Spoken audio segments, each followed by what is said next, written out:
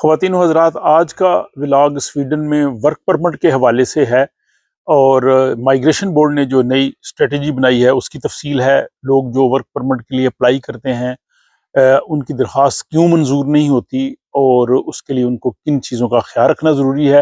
اور اس کے بعد جب انہوں نے ورک پرمٹ ایکسٹینشن کے لیے اپلائی کرنا ہے اور ان کی تنخواہ اگر وہ پوری نہیں ہے تو وہ کون کون سے ایسے دوسرے طریقے ہیں کہ جن کو اختیار کر کے وہ اپنی ورک پرمٹ کی اپلیکیشن جو ہے اس کو ایکسٹینڈ کروا سکتے ہیں، توسیع کروا سکتے ہیں۔ اور اس کے علاوہ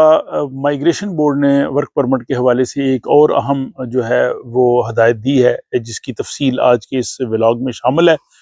اسٹاک ہوم سویڈن سے عارف کسانہ کی جانب سے سلام قبول کیجیے۔ آج کا یہ vlog deputy head of migration board Hanna یورتسن کا وہ انٹرویو ہے جو انہوں نے میڈیا کو دیا ہے، جس میں حکومت کی ہدایات کی روشنی میں ورک پرمٹ کے حوالے سے مائیگریشن بورڈ نے جو نئی پالیسی بنائی ہے اس کی جو ہے وہ تفصیلات شامل ہے۔ اس میں انہوں نے کہا ہے جی کہ حکومت نے جو ہمیں ہدایات دی ہیں اس میں ہمیں اسپیشل فوکس ایریا یہ دیا گیا ہے کہ جو اعلیٰ تعلیم یافتہ یا جو ہنرمند لوگ ہیں جن کی سویڈن کو ضرورت ہے اور وہ اس جو تنخواہ کی جو کم سے کم حد ہے اس کو وہ پورا کرتے ہیں، ان کو جو ہے وہ ترجیح دی جائے، ان کو ہائیسٹ پرائیورٹی دی جائے اور ان کا جلد سے جلد جو ہے وہ ان کے ورک پرمٹ کا فیصلہ کیا جائے۔ تو انہوں نے کہا جی کہ یہ جو اسٹریٹجی حکومت نے مائیگریشن بورڈ کو دی تھی، مائیگریشن بورڈ نے اس کو اب اڈاپٹ کر لیا ہے، اور اس کے لیے انہوں نے کہا جی کہ 320 ہم نے جو ہے وہ کیس آفیسرز جو ہیں وہ مائیگریشن بورڈ میں رکھے ہیں جو صرف ورک پرمٹ کے لیے جو ہے وہ کام کر رہے ہیں۔ انہوں نے کہا جی کہ یہ جو نیا سسٹم ہم نے بنایا ہے اس میں ہم نے پرائیورٹی انہیں دے رہی ہیں، ترجیح ان کو دے رہے ہیں جو ہائی سکلڈ ہیں، اعلیٰ تعلیم یافتہ ہیں، اور یہ اس سال کے آغاز سے جو ہے وہ حکومت نے ہمیں کہا تھا، تو اس کے حوالے سے ہم کر رہے ہیں۔ دوسرا جو منیمم سیلری ہے اس کی وجہ سے بہت سے ایسے لوگ تھے جو اس تنخواہ کے پہ پورا نہیں اتر رہے تھے، تو اس لیے ان کی جو ہے وہ اپلیکیشنز بھی ظاہر ہے وہ ریجیکٹ ہو رہی ہیں، تو یہ سارے اس پروسیس کا حصہ ہے۔ اس میں جو ہنرمند لوگ ہیں، اعلیٰ تعلیم یافتہ لوگ ہیں، ان کا جو ہے وہ کہتے ہیں جی کہ جلد از جلد کیا جائے تاکہ ان کو جو ہے وہ زیادہ انتظار نہ کرنا پڑے۔ اور اس کے لیے انہوں نے کہا جی کہ ہم نے جو واضح ترجیحات جو ہے وہ کر دی ہیں اور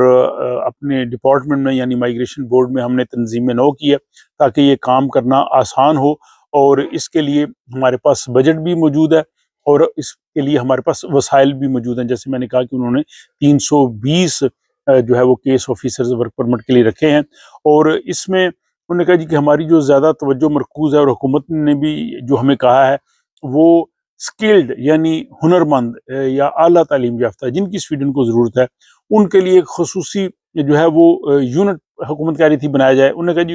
ایک جگہ پہ خصوصی یونٹ بنانے کی بجائے انہوں نے کہا جی کہ ہم اس کا ایک میکنزم بنا لیا، ایک طریقہ کار ہم نے بنا لیا ہے، اور ہم نے بجائے ایک جگہ اس کو رکھنے کے ہم نے سویڈن کے جو مختلف شہر ہیں جیسے اپسالا ہے، اسٹاک ہوم ہے،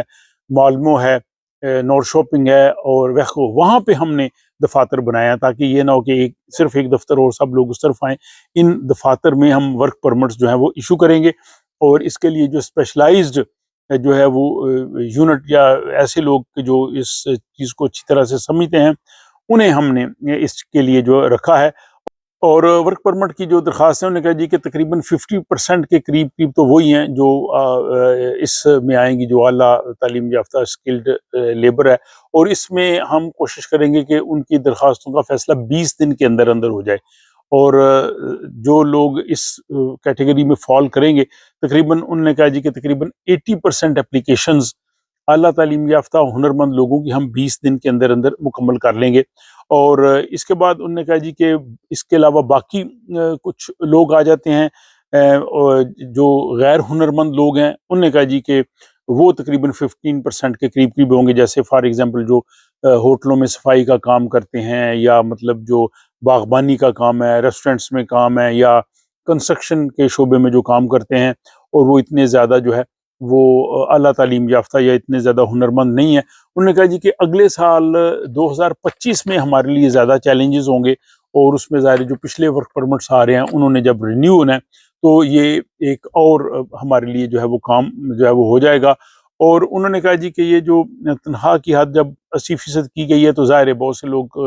جو ایکسٹینشن کے لیے اپلائی کرتے ہیں یا نئی درخواستیں آتی ہیں ان کے لیے جو ہے وہ کافی جو ہے وہ مشکل ہو جاتا ہے۔ یعنی ان کا یہ کہنا تھا کہ جو ورک پرمٹ کے لیے کم سے کم تنخواہ رکھی گئی ہے، جو آپ نے اکثر سنا ہے کہ 28,400 کے قریب ہے، اس کی وجہ سے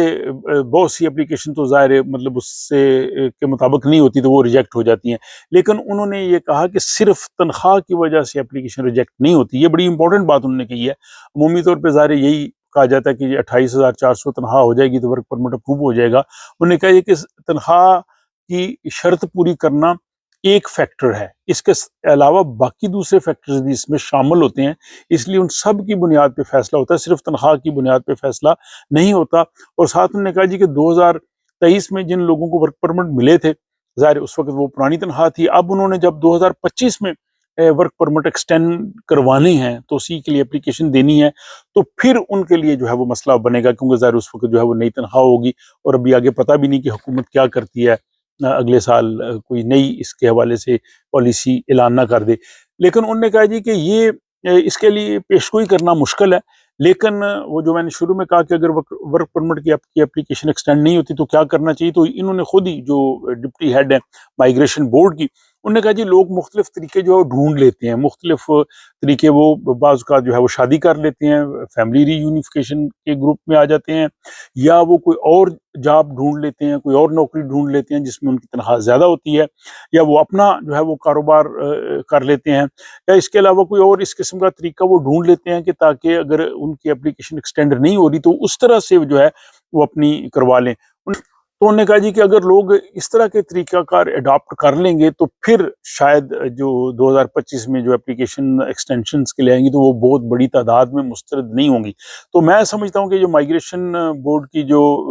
ڈپٹی ہیڈ ہیں، انہوں نے ایک لحاظ سے جو ہے وہ ایک تھوڑی سی گائیڈ لائنز بھی دے دی ہیں کہ جن لوگوں نے ایکسٹینشن کروانی ہے وہ پہلے سے سوچ لیں،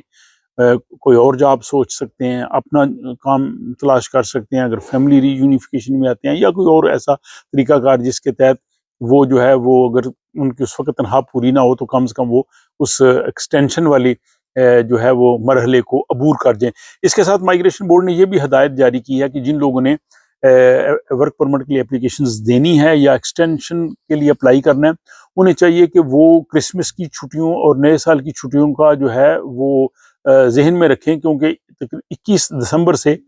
6 جنوری تک یہ تقریباً لگاتار چھٹیاں ہیں، تو اس لیے اگر آپ نے اپلیکیشن دینی ہے اور آپ کا کچھ ٹائم وغیرہ اس میں آ رہا ہے تو آپ اس کو مد نظر رکھتے ہوئے جو ہے وہ بر وقت یا وقت سے پہلے اپلائی کر لیں، تاکہ یہ چھٹیوں کے تقریباً جو 2-2.5 ہفتے ہیں وہ آپ کو افیکٹ نہ کریں۔ تو یہ جناب مائیگریشن بورڈ کی جو ڈپٹی ہیڈ ہیں ہنا گرتسون، ان کی جو پریس کے ساتھ جو ٹاک ہوئی ہے، جو انہوں نے انفارمیشن دی ہے، اخباری نمائندوں نے جو ان سے پوچھا تھا، ان کا خلاصہ میں نے اس ولاگ کی صورت میں آپ کے سامنے پیش کیا ہے۔ مجھے امید ہے کہ جو لوگ ورک پرمٹ لینا چاہتے ہیں یا اس کے پروسیس میں ہیں